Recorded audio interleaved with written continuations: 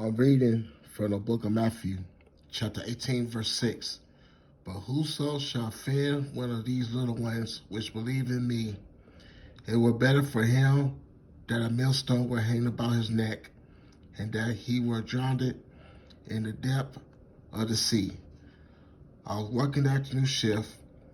The presence of Jesus showed me a vision of my ancient relative, an African boy, a slave trade victim in Portugal, is crying, screaming in an African language dialect of the tribe that he came from, while the Portuguese slave owner forced the boy to watch his father being whipped until the skin of his entire body is raw. The slave owner's sons laid the boy's father on his stomach. They rubbed pig lard on a long metal rod and shoved it inside of his anus, pushing it inside of his body, damaging his digestive organs. The slave owner pulled the boy's father's neck back as the metal rod comes out of his mouth. The boy's father is shaking in pain as they rub nigger seasoning all over his body.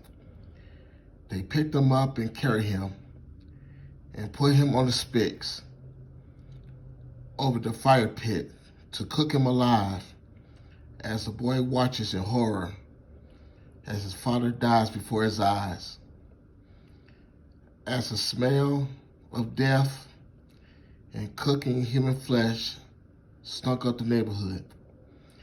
After the body was cooked, the slave owner used his machete to cut big pieces of flesh off of the body and forced the boy to eat his dead father's flesh. After he tasted it made him sick, he threw it up. The slave owner is furious. He grabbed the pieces of human flesh and shoved it in the boy's mouth and severely beat him. The vision disappeared.